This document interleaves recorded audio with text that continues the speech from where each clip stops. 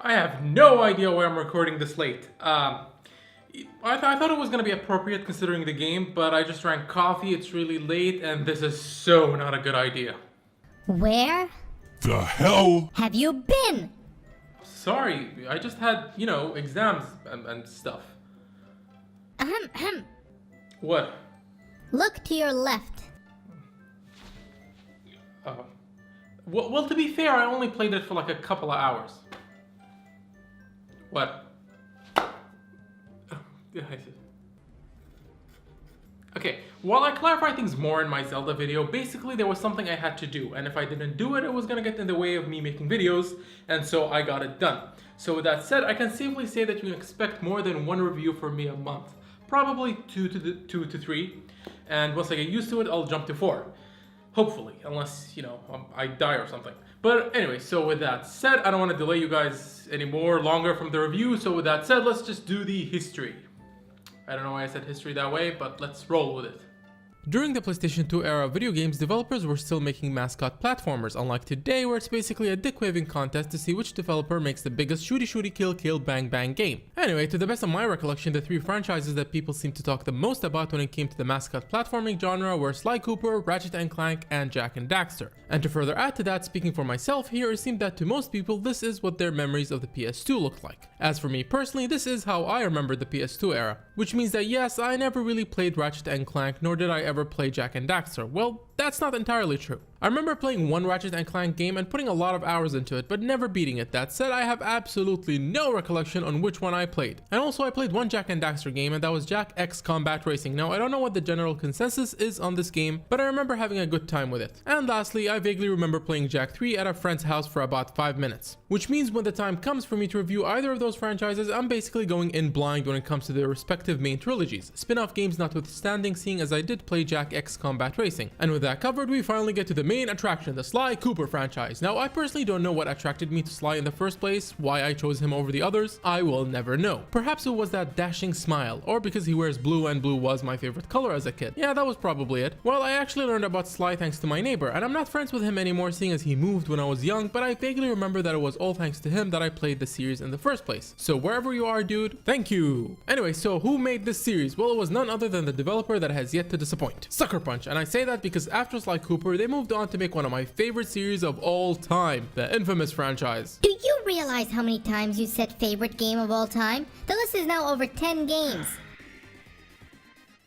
And to this day, Infamous remains the only game I ever platinumed. I don't know why, but that was a game that I needed to platinum. That said, if we fly back in time to Sucker Punch's humble beginnings, the first game they ever made is called Rocket Robot on Wheels, a game I never played, but I will do so if I ever decide to review the Infamous franchise. That way, I get to basically review the entire Sucker Punch catalog of games. Anyway, fast forwarding a few years, more specifically on September 23rd, 2002, the world witnessed the release of Sly Cooper and the Thievius Raccoonus, the game I'll be reviewing in this video. A game which I just realized is creeping on being 15 years old, and to further add to that, this is my first time playing the game since its original release date. And the last time I ever played as Sly was in PlayStation All-Stars, and honestly speaking, I only have the vaguest recollection when it comes to the first game. I remember the second and third game more clearly. So yeah, besides actually learning that I'm reviewing the game during its 15-year anniversary, I would also like to note that I'm gonna be reviewing the HD collection despite owning the original PS2 releases.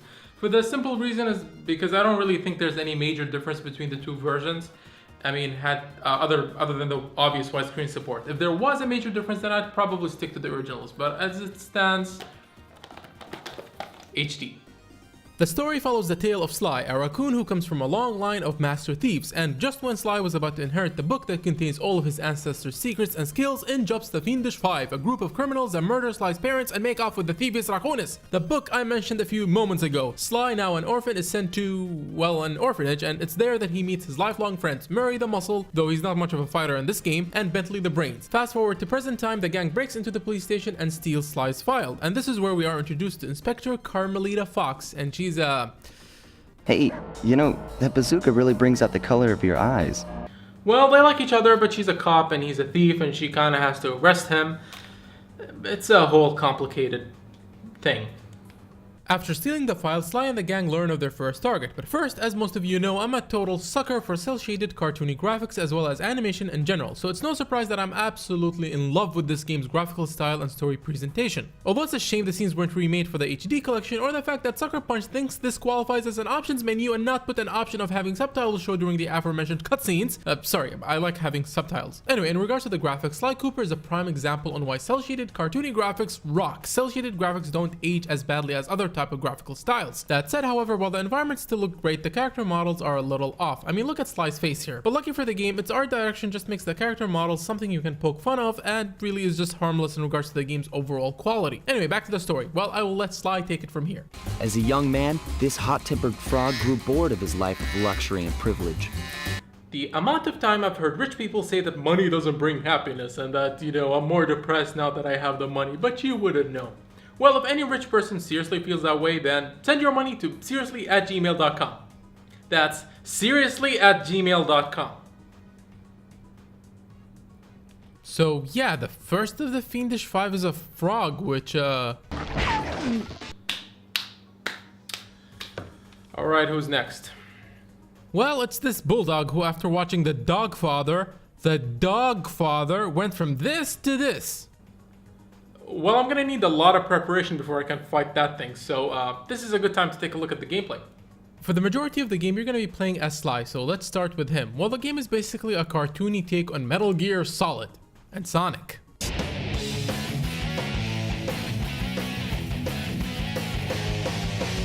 Well, joking aside, the game does actually remind me of Sonic in some way among other games, but that's coming in a bit. For now, let's cover the Metal Gear comparison. Now, while the game does have a lot of sneaky sections, it's not all stealth, as there are moments where we'll have to Kratos everybody. But for the most part, the game is mainly focused on a lot of platforming and stealthing around. Now, I'm curious, apparently Sly has been stealing for a while now, and how exactly did he do it? Because apparently his Master Thief's super sneaky move is... Hold down the circle button, and you should perform a super sneaky Master Thief move.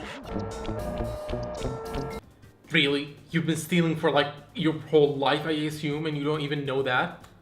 That's the tutorial level. Bentley is explaining shit to you so that you don't whine later. Oh. I suppose now is as good of a time as any to talk about the voice acting, and well, the script was well written, it's just that it feels like the voice actors had no direction in how they were supposed to say things. So the conversations between the gang does come off a little flat sometimes, but nothing terrible. That said, however, the audio mixing can be a little off, which is why I wish there was more to this options menu. You're the crown jewel of my operation. Do me the service of proving your worth yet again by protecting the... Fortunately though, this seems to be only present when villains talk to you, like how Dr. Strange used to talk to you in the Arkham games, and does not apply to the rest of the voice acting in the game. You're a Cooper? You know, that Thievius Raccoonus had a lot of nice pictures, but way too many big words. To get inside that thing, you had to steal all seven. What? I'm not gonna do that again. I'm not gonna do it again. Okay, fine. 7?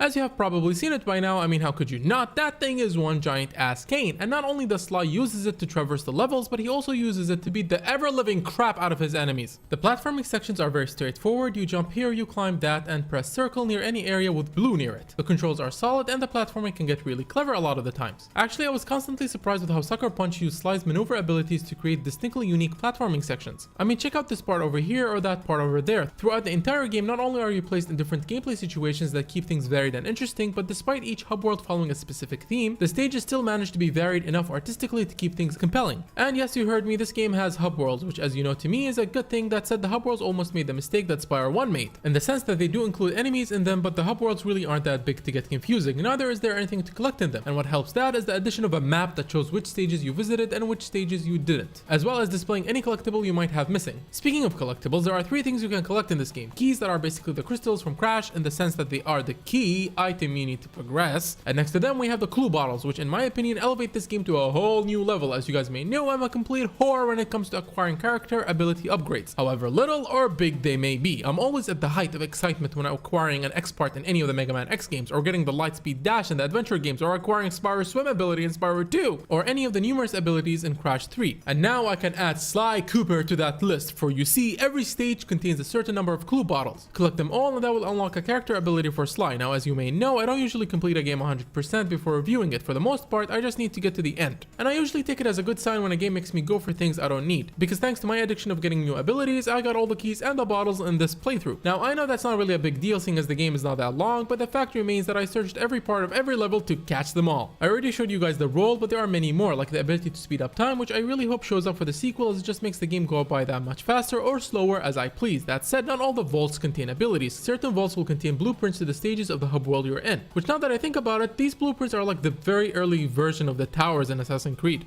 What's that? My ancestor Drake has a skill for me? And what is it? To kill hundreds if not thousands of people by shooting them in the head and then coloring the forest with the redness of their blood and feel no guilt or remorse whatsoever and spend the rest of my days by the beachside drinking beer? Well, speaking about death, I rather enjoy the Crash Bandicoot-esque death animations. That said, while first playing the game, I actually disliked how each stage had its own number of clue bottles. That did not count towards any of the clue bottles in other stages, in the sense that if the vault required 30 bottles, you need the 30 bottles present in that stage to open it. And you're not allowed to use the bottles in the different stages to add to that required bottle count. That said, however, after beating the game, I have come to respect the way the game handles the clue bottle system. It makes things simple and an idiot like me should not complain. That said, however, even an idiot like me can tell that it's not a good idea to leave evidence on the scene of a crime that tell people that you did it. You know, Sly, do whatever you want, just don't let Joe Pesci hear about it.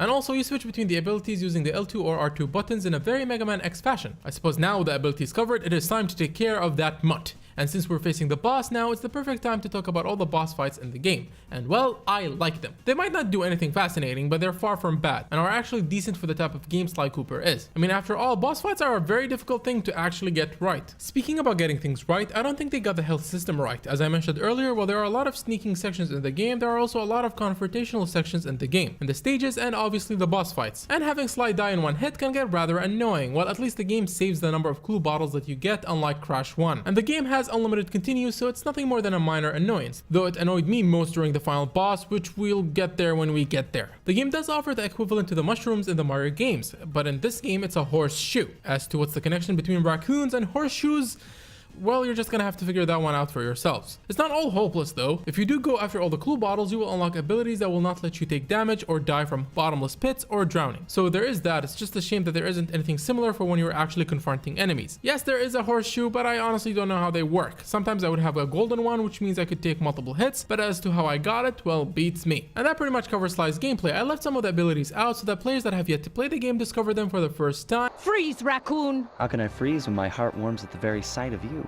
Oh yeah, Carmelita, she's gonna crash your party in a few stages, and well, oh come on, she obviously likes him if she's gonna miss this many times. Anyway, now that we're done with Sly, we get to discuss the remaining minigames in this game. Now, I personally had fun with all of them, even the sniping minigames, which I find annoying in any game, seeing as it is basically an escort mission. My only problem with the minigames is that you have to play all of them, unlike say Spyro 2 or Spyro 3, where the game left you room to skip a good amount of minigames if you did not like them. And Sly Cooper, you have to play all of them, and design-wise, they are all good. Just for me personally, I found them to be a tad harder than they should have been. I mean, your mini games should not be more difficult than playing the main game as Sly Cooper. So yeah, I just found the difficulty balancing to be a little off, in the sense that not everybody's gonna like all the mini games offered. So they should be hassle-free for the person that may not want to play them in the first place. That said, however, I do admit that I'm exaggerating the issue. It's not really that big of a deal. Before moving on, I would like to address a crashing issue I had with the HD collection. It was in this mini game where the game crashed on me twice and worked the third time. Now, I don't know how prevalent this issue is. I just felt like I should mention it in case someone is thinking of picking up the HD collection or may have had the same issue. It's moments like these that I wish the PlayStation 3 had the option of installing the game on the hard drive like the Xbox 360. So, are you gonna be reviewing Sonic 06? God no, I just needed the game for some archive footage. And with that covered, we get to the final area of the game, and it's filled with nothing but a bunch of mini games that are actually balanced appropriately, aside from the computer one in the beginning. Whew, that was a close one. Anyway, for the most part, I had a lot of fun playing them and passing the platforming section in the game. The one exception to that is the fight with the final boss. My only problem with it is that they introduce a whole new gameplay mechanic for that boss alone. And not to mention that no matter how many phases you beat, if you die, the game restarts from the beginning of the fight. And after recently playing Fury, this was the last thing I needed. Anyway, going back in time a few moments ago is that while you were sneaking your way to the final boss, you run into a trapped Carmelita. And after rescuing her, she helps you in defeating the final boss, and I know that the game tried to have a shocking revelation at the end, which now I get was probably the inspiration for the ending of Infamous, the whole "and you didn't know all along that" fill in the blank gimmick. And while that part of the ending fell flat on its face, for me what came after was just...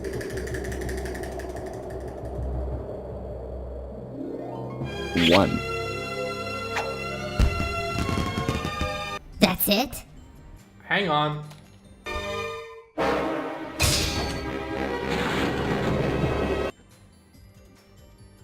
And that's the ending to the game. Upon completing the game, you get the intro to Sly Cooper, but in Japanese. 今回も俺様たちの勝ちだ。このデータファイルがあれば、父ちゃんの仇が撃てる。I'm gonna talk about the soundtrack now. Well, I can't actually remember much of it. I mean, it was very atmospheric and I actually remember enjoying the tracks in the game, I just can't recall any of them. The track I do remember is the thing that plays whenever you get a key. It's like an annoying version of James Bond's theme, where it plays the beginning part but never finishes it.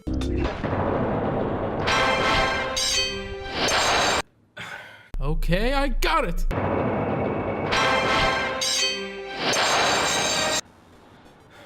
Ah, screw it.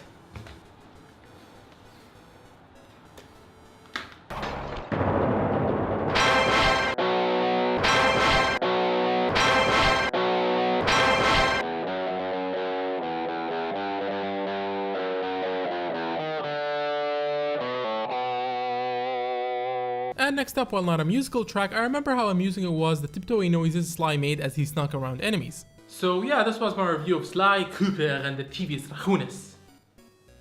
No idea why that accent comes out whenever I say the title, but it does, and I respect that. Anyway, so conclusion, well, I had a blast playing the game. There's nothing more to say. I mean, the game doesn't try to do anything extravagant, but it's just good old solid fun. I can't wait to tackle the second game. So, with that said, for those of you who are watching, wherever you may be in this world, thank you guys for watching, and I'm so sorry it took me so long to make this video, and stay alive until the next video. I can finally go to sleep. Good God, I'm such a moron.